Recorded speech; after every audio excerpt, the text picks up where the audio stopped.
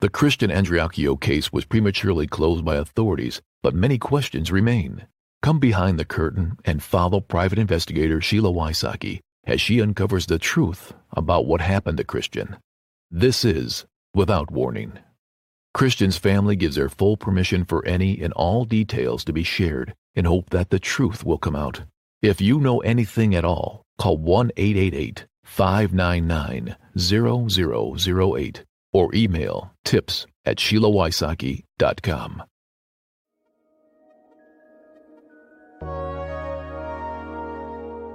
My digital director, Selena, celebrated a birthday. To make it special, I got her Daily Harvest. Selena is a vegan and has very selective nutritional needs. Daily Harvest's ingredients are sourced and selected for maximum nourishment and peak season flavor. It was the perfect gift to choose for Selena. Daily Harvest is the quickest and most convenient way to eat a delicious meal or snack, whether you're at a desk, on the go, or at study hall. Go to dailyharvest.com and enter promo code WOW to get $25 off your first box. That's promo code WOW for $25 off your first box at dailyharvest.com. dailyharvest.com. Warning: the following episode contains details about sexual violence and elements that are graphic in nature. Listener discretion is advised.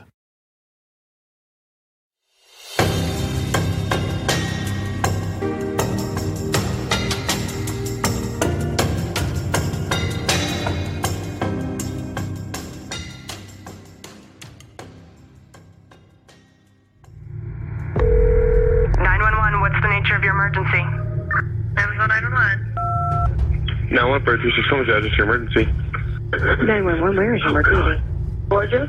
What's going on, ma'am? Medic 41, truck 41, respond, medical emergency. Christian. 911, where's your emergency? Man, we've had a suicide. You had a suicide? Yes, ma'am. Okay, what's your address?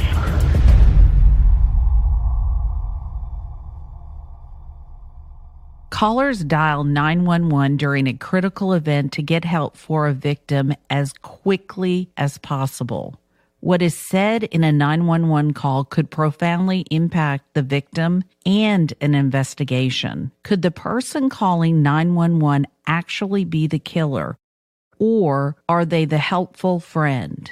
On this episode of Without Warning podcast, I will be discussing the Christian Andreacchio 911 call. I have brought in some experts ranging from a former Los Angeles police officer who had worked on over 600 homicides, Mark Gillespie, a forensic expert and former special agent. I will also have a discussion between myself, Ray Andreacchio, Josh Andreacchio, and Lori Morrison, a private investigator. Each person has listened to the 911 call several times, broken it down, and weighed in with their expert opinion. Why start with the 911 call? This is where most investigations begin, with the question, 911, what's your emergency? So that is where we are going to start together with Christian Andreacchio's case. 911, what's your emergency? Listen to what was said. Christian. 911, where's your emergency? Man, we've had a suicide. You had a suicide? Yes, ma'am. Okay, what's your address? Criminal justice courses, police academies, and even citizen police programs talk about 911 calls and what they listen for when someone calls in. That's where most investigations start. Generally, an innocent caller cannot accept that their friend or loved one is dead. They can't even say the word. They believe in miracles and want to get help as quickly as possible. Their lifeline is the 911 call. That person on the other end is going to get them help. Let's listen to Mark Gillespie as he discusses the 911 call. Well, when you ask what's your emergency, I don't view a typical response to be suicide. How does he know it's a suicide? You know, he goes in the bathroom, he finds a body draped over the tub, arms to his side, blood. That's a sign of a violent crime. How does he know that no one else is in the apartment, you know, with a weapon that is there, you know, hiding behind a door or a curtain in a closet, and yet Whitley is downstairs and he's not concerned about her? I just find that response to be very unnatural and not typical in this type of a situation.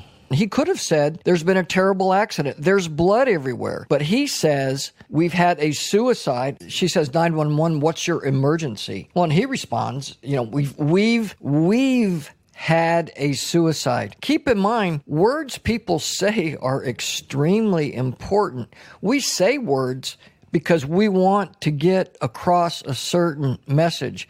We use pronouns, we use adjectives, we use words that modify other words. When you look at the words that people choose to use, that says a lot about what's going on in there around them at that time. And so when he says, ma'am, we've had a suicide, there are two red flags there. Number one is the word we have, and who is we? Well, we know that in that room, in that home, there was Whitley, there was Dylan, and there was Christian. But the interesting thing is, Dylan says that he was gone earlier. So who is we've? To me, that implies him after the fact, based on what he's saying, but yet it leaves Whitley and some other person or persons who comprise the we've. Then you have the word suicide. Okay, suicide, that's a terrible thing. But how does he know it's a suicide? I sent the 911 call, one picture, to a former LAPD officer. The audio with the former LAPD homicide detective is a bit spotty, but I thought it was important enough to share it with you all. I did not give him any information. He has no idea about this case at all. I am not going to censor what he said. Well, how does he supposed to kill himself? Suicide cases are extremely bloody. Well, I think he shot himself. What did you think was? He didn't. And how did you find him? Meanwhile, Dylan Swearingen has just given the 911 operator the name of the apartment complex. The Woodland Apartments. Woodland Apartments? What apartment number? 801. Apartment 801? Yes, ma'am. You see a BMW and a C71. All right, who is it, sir? Christian Andreacchio. Christian Andreacchio? Yeah. While Dylan's on the phone with 911, the police have been dispatched to the apartment complex. Possibly going to be a complete 79. Dart 532 with him. You were awesome. Need a 32, isn't it? The Woodlands, 4501, Highway 39 North. The Woodlands is going to be apartment 801. Apartment 801. Now, subject's going to be in the bathroom. Believe he's not breathing. Bravo 1, you copy? Copy direct. Copy direct.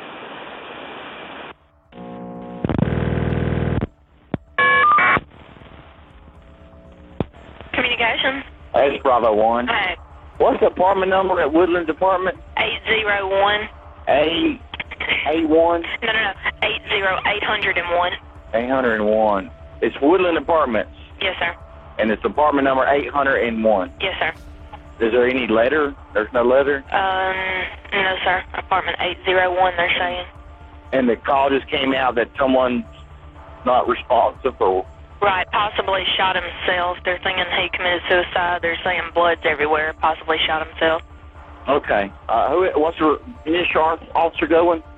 Initial is Bravo 12. Bravo 12. Yes, sir. Oh, okay. Thank you. Thanks. All right, bye.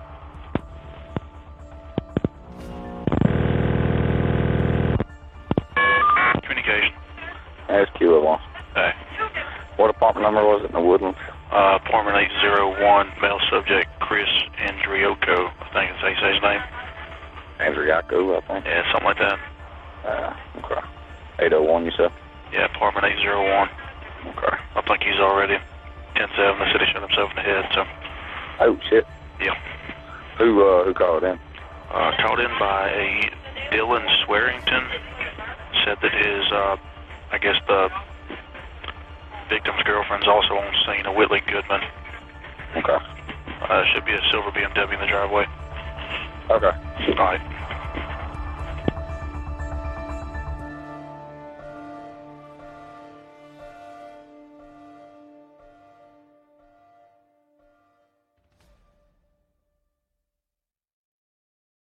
If you have delicate ears, please skip this part. Feeling for this address thing. Well, I mean, my God, where the fuck were they? Was it stalling for time? You know, where the hell are you? This is critical situation here. Tell me where you're at. Exactly where you're at. You can't do that. Go to a neighbor and ask. Put a neighbor on the phone if you can't tell us where you're at. Right.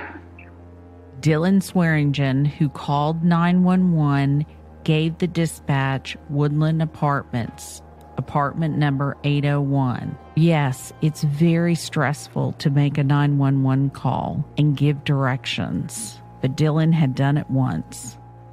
Dylan's stepbrother received a phone call from Christian Andreacchio's phone. On the other line was Dylan, not Christian. Dylan's stepbrother then went into his office, told him he had to leave, there was an emergency, got into his private vehicle and drove over to where? Christian Andreacchio's apartment complex. It would be the company he worked for that would send over the ambulance. So think about it. Dylan calls his stepbrother, who is an EMS, who goes over to the apartment. The big question is, why was it easy for Dylan to give him the correct address and not 911? So yes, it's very stressful to make a 911 call and give directions, but Dylan had done it once. Okay, you said there's blood everywhere and he's across the bathroom? Yes, ma'am. Okay, he's not breathing? No, ma'am. You know, and going through the transcript, and I'm actually looking at the transcript, typed transcript of the call, but I find it interesting, his breathing style. To me, that seems a little forced, a little theatrical. And then she asks him questions like at one point, she says, okay, do you, and he's not breathing? That was a question. And he answers, no, ma'am. And then there was a long silence. He's not saying anything. And then she asked, the 911 operator asked, okay, what's your name? And he says, Dylan Swearingen. I just find it very interesting that if I'm making a 911 call, and other 911 calls I've heard before, is that the 911 operator has a difficult time getting good information from the person because the person is all over the place. He's frantic, he's excited, he's crying. For lack of another way to describe it, he's incoherent, he's confused, he's upset. There's so many emotions and so much sadness, but Dylan didn't seem to be any of those things. He was kind of just answering questions, putting space between him and the next question. And, you know, he did not seem frantic at all, especially like someone you would expect who just had a very close friend have something dreadful happen to him. I don't think he's emotional. I think he's playing like he's got emotion through his breathing, but he's not frantic. He's really not upset. Okay. What's your name? Why was this guy so goddamn excited and out of breath? He's acting like he's running around hiding shit or something. I just didn't like the sound of it. Yes. Dylan Swearingen. Swearingen, what was your first name? Dylan. Dylan? Yes, ma'am. Okay, hold on. You don't know there's no weapons or anything? I think he shot himself. Okay, you think he shot himself? He says, I think he shot himself. Well, how does he know that? Yes, ma'am. I left to go to the store, and he went to the bathroom. I thought he was taking a shower. Okay. Did he say that he was going to do this, or? No, ma'am. Okay. Okay, who's that in the background? That's his girlfriend. His girlfriend's there, too? Yes, ma'am.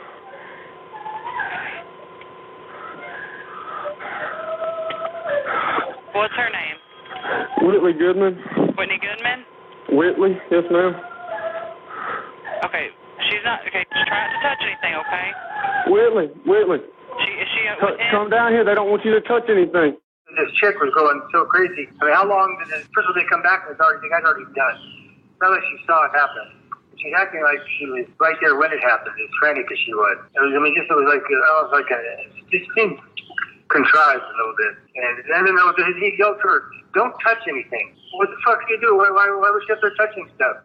She asks, okay, you think he shot himself? Yes, ma'am. I left to go to the store and he went to the bathroom. I thought he was taking a shower. Okay, so a couple of things about this. I think he shot himself. Exactly. How does he know? Did he see the body? Because he's not with the body. What I found very interesting is that he was distancing himself from Christian's body instead of being with him. He was downstairs. He was outside. We have witnesses placing him in different various locations. Why would you not be with your dear friend or even an acquaintance when they're laying across a tub or worried about him? You just found a dead body. That's an excellent point, and it strikes me that if I am making a 911 call based upon a gruesome discovery of my best friend who I find in the bathtub, and as he says, there's blood everywhere, I am not going to run out and call 911 downstairs or stand in the middle of the street. I'm going to stay with that body to look for life signs. You know, is he completely dead? That operator's going to have questions for me. I'm going to need to know the answers. So I'm going to be standing right there where it happened. And I would expect that that's what he should be doing too. And for him not to be there raises a huge red flag. Disassociation, don't you think? Exactly, I do. That's an excellent point. Come on. Come here, Whitley. Come here. Okay, what's Whitley's last name? Now. What's Whitley's last name? His last name? Her last name. Goodman. Goodman. Okay. I do got several officers on the way, and we do have the ambulance on the way too, okay? Whitley, come here, Whitley. Ma'am, I really need to call a family member. Is that okay? You know, she tells him that she's got several officers on the way. Just stay on the phone with me. Then he responds, I really need to call somebody in the family. Well, if I'm making a 911 call, the most important person in the world that I could be talking to is that 911 operator, because I've got a friend, a loved one, someone that's very close to me that's upstairs laying in a bathtub. He needs help, and that help needs to come now, and my connection to that 911 operator is a lifeline. That is the most important connection in the world. Nothing else matters. And I got chills explaining this right now. And so it really bothers me that he wants to get off the phone, tell her that he needs to get off the phone and call a family member. Okay, hold on. Can I put you on hold? Okay, hold on 1 second, okay? Come here, Whitley. What? I know you can't calm down, please. Please.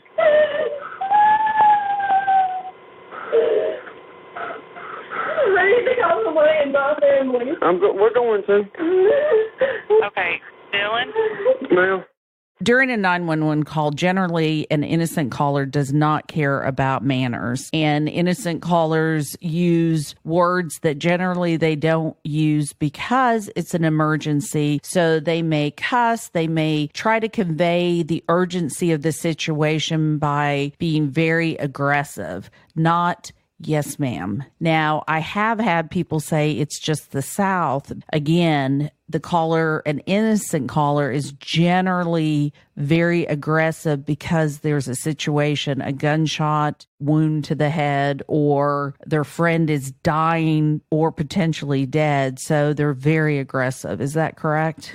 Oh, 100%. You know, manners go out the window. Etiquette goes out the window. And being part of the South or part of the country, that has no bearing on this whatsoever. That caller is in the most dire situation they've ever been in their life, and they will use language, profanity, words that they've never or rarely used just because they're upset, they're emotional, and they are trying to control that 911 operator to do what they want them and need them to do, and that is get help here fast. They're not going to talk in a calm manner. They're not going to talk in a civil manner. They don't mean to be harsh or rude, but they're trying to express the fact that this is a dire emergency. This is a life or death situation. Get someone here, get them here now, and do whatever you need to do, but make it happen now. And they're going to express that in very colorful language, which is very, in most cases, probably very uncharacteristic of how they really are as people, but they're just trying to get their point across because it is an emergency.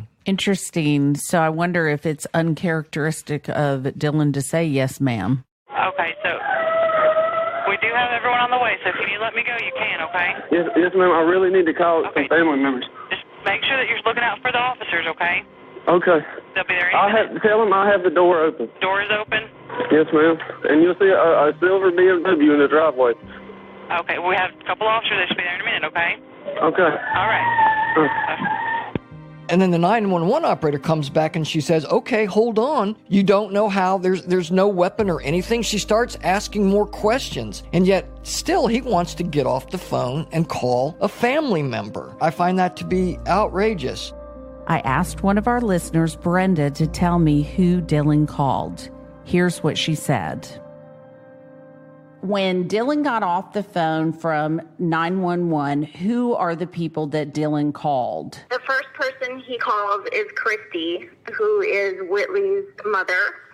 And then there's another call placed to Christy. Then there is a call to Mimi, who is Whitley's aunt. And there are several calls back and forth to Dylan's grandfather. One more call to Dallas, who is Whitley's friend. And then one more to Mimi, who is her aunt Kimberly. Were there any calls to the Andreacchio family? There were no calls whatsoever to anyone in the Andreacchio family. Were there any three-way calls during that period? During that period, there were 2 three-way calls. There was a call from the grandfather to Dylan, and the number that was terminated is a number that comes back to a Florida number with a 305 area code. Then a few minutes later, there is a call originated from Mimi, who is Aunt Kimberly. The number dialed was Dylan's call, and the terminating call was again the Florida number with the 305 area code.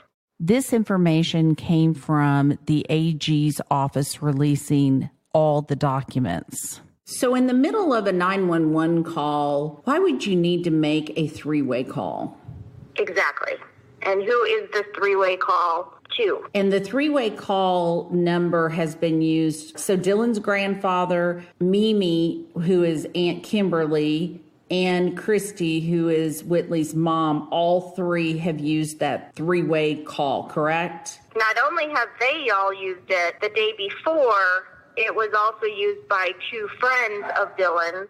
We know by eyewitness testimony that Dylan's mother, Pam, Whitley's mother, Christy, Whitley's aunt, Kimberly, Whitley's aunt's fiance, Houston, and Dylan's stepbrother, Ben, were all at the scene. At no time did anyone call the Andreacchios. Well, within 10 minutes after calling 911, he made numerous calls to his own family members and also to the mom of Whitley. And I don't get that. And I don't get the three-way calling. I'd like to know the history of three-way calls, period, that he's made. There's something fishy there. Well, what's concerning to me is not only all the calls he's making, but again, isn't this about a 911 emergency of Christian Andreacchio? Who's with Christian? Who's worried about Christian up in the bathroom? Nobody. He's making phone calls to everybody. Yeah, I would think that he would frantically wait, keeping the line open, not being on the phone, so that if the 911 operator calls back, or if a police officer calls back, that he's able to be gotten a hold of. I just don't like the way he's been on the phone during that period of time where, the emergency is still ongoing. And where's your concern for your friend? You're in the middle of a 911 emergency and you stop to make all these phone calls. And we do know, based on eyewitnesses, that these people were at the scene. And another thing, you're in the middle of an emergency, and the one person that you called outside of family members is Brett Kennedy, who worked at the bank.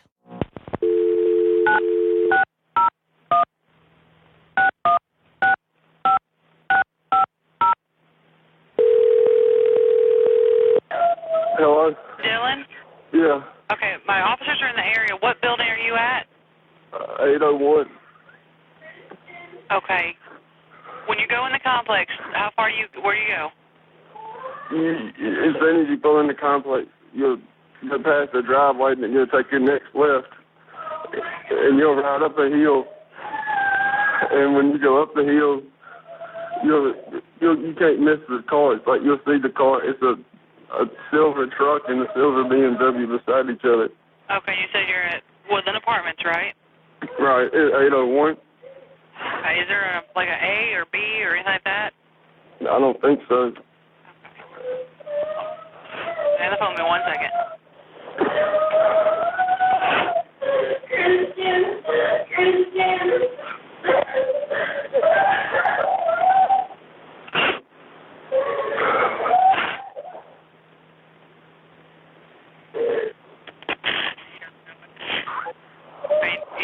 There's no letter on the building or anything? No, ma'am. You sure it's not apartment B1? No, ma'am, it's 801.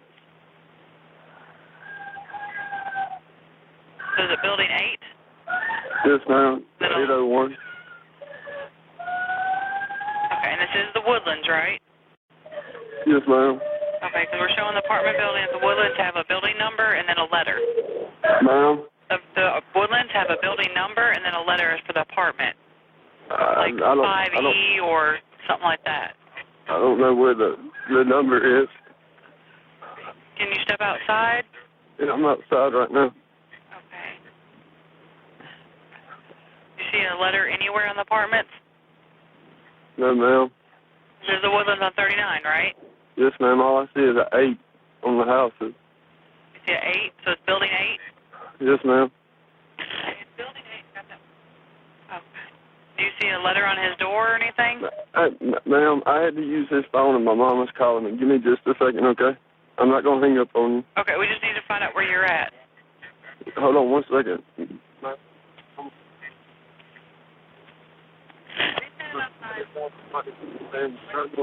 On the line. Got to go.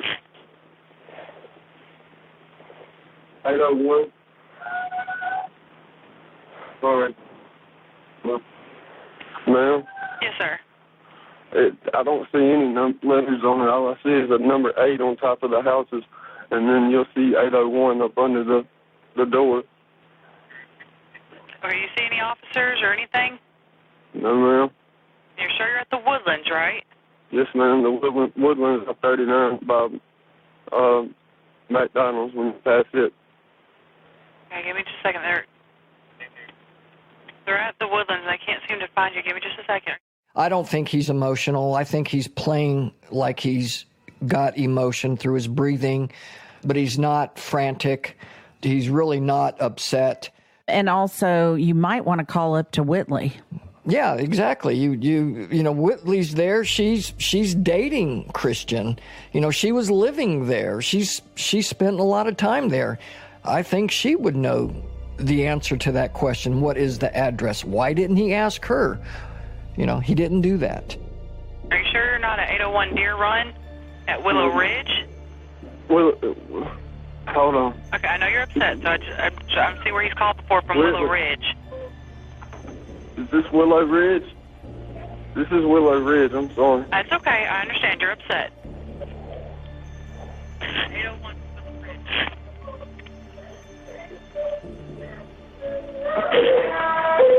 Whitley, you can't touch anything in there. You got to come out here. They don't want you to touch anything. Okay. All right. Now we got your right address. We got the officers on the way over there. Okay. All right. Just give us a few more minutes. Okay. Okay. All right.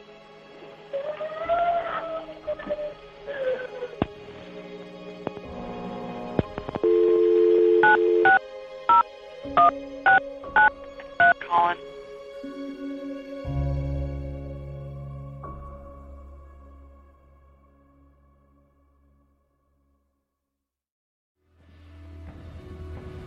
When the 911 dispatch operator finally realized that Dylan had given her the wrong address, she was able to redirect the police to the proper apartment. They were 9 minutes away. After listening to the breakdown, you decide what you think of this 911 call. My experts and I have the same opinion. Whenever I sit down with families, it's very emotional. This was no exception. Josh, Ray, myself, and Lori Morrison, a private investigator, sat down together. I thought I would have you all listen in on the conversation regarding the 911 call.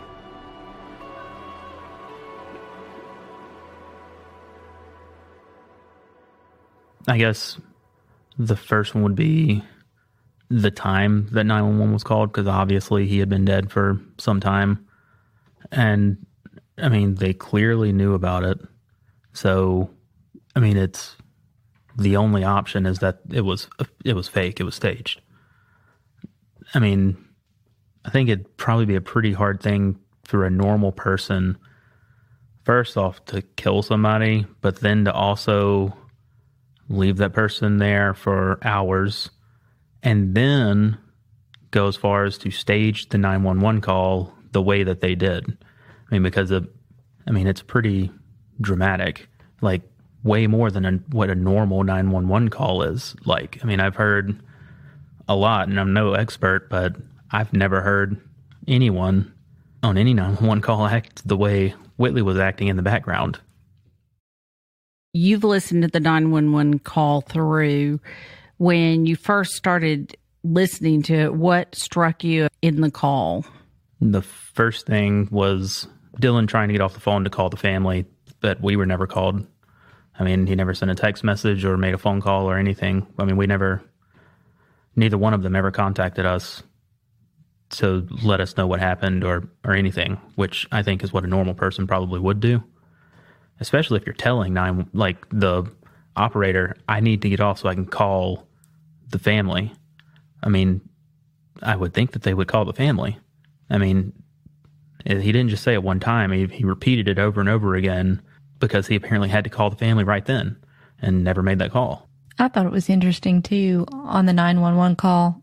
I'm trying to put myself in that situation. I'm still going to be talking about that person in the present tense. It is not going to have sunk into me yet the reality of what I'm seeing. And instead of saying my friend's hurt, my friend's been shot, anything like that, he's already pushing the narrative that it's a suicide. And he never says, my friend Christian. To me, it was distancing himself from Christian. You're so horrified when you're making a 911 call. Usually you give the information, but that's a loved one. That's your buddy. Wouldn't you talk about him saying, my friend Christian? Yeah, I mean, even in his statement, like his handwritten statement, to me, some of the stuff just seems like it feels coached, because some of the way he words certain things are not the way a normal civilian who has literally no experience or knowledge of law enforcement knows.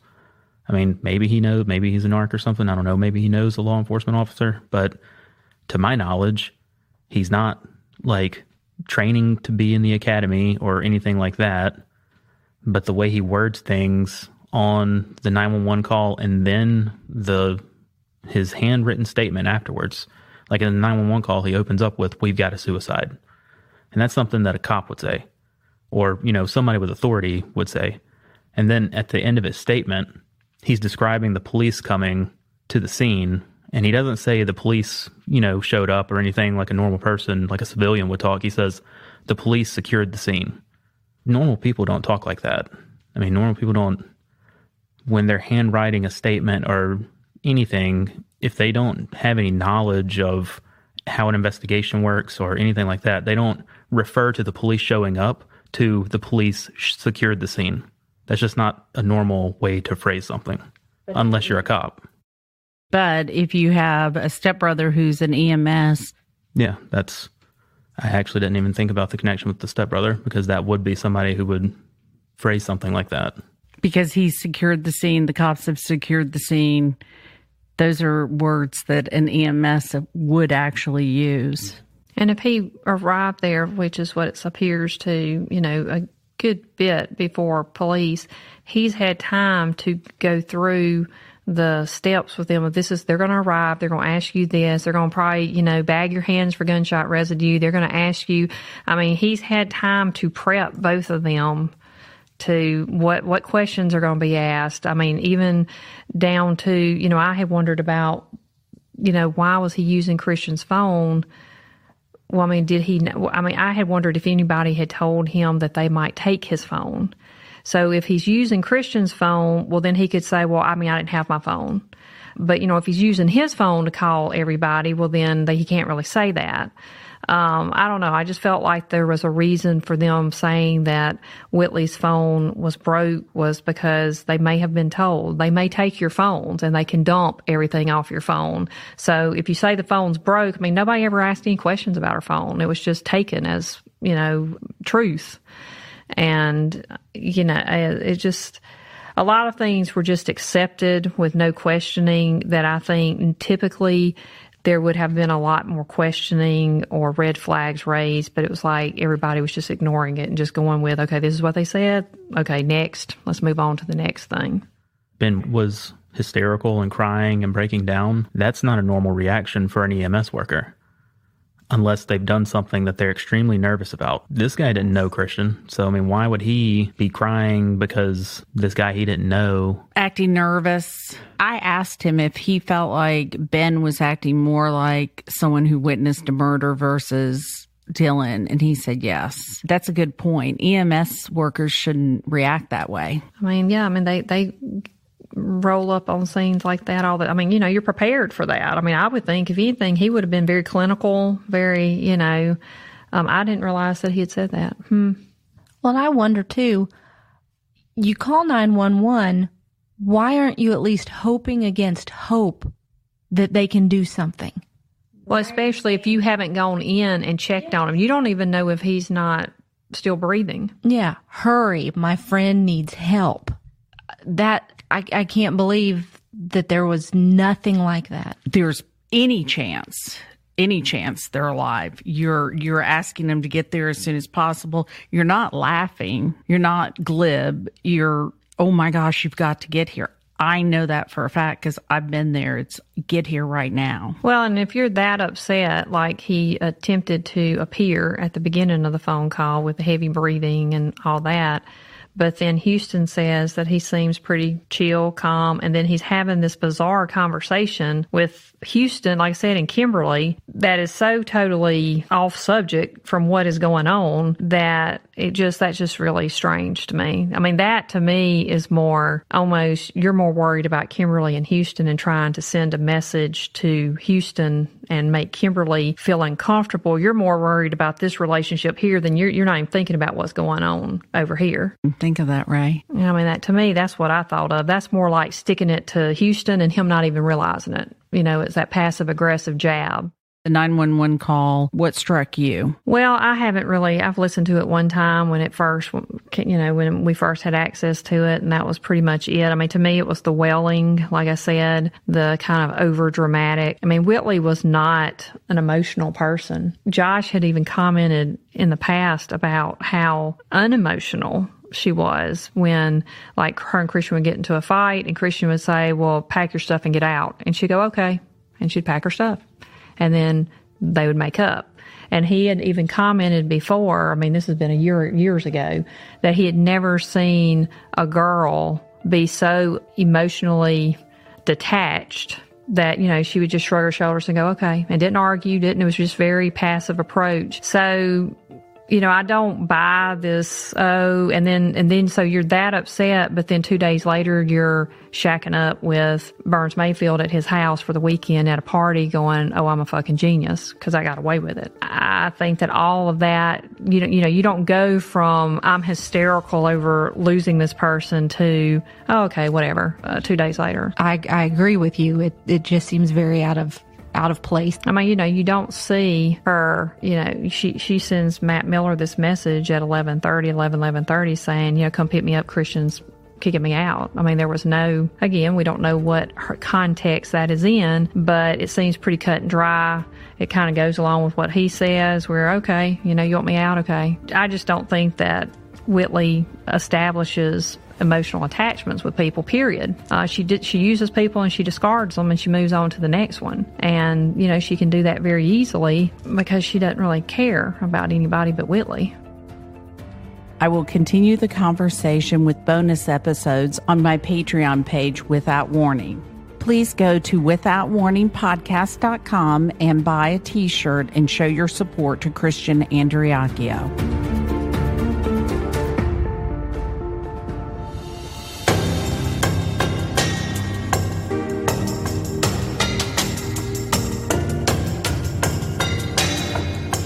Without Warning. Executive Director, Executive Producer, and Host, Sheila Wysocki. Mix and mastering by Resonant Recording. And announcer, Tim Evans.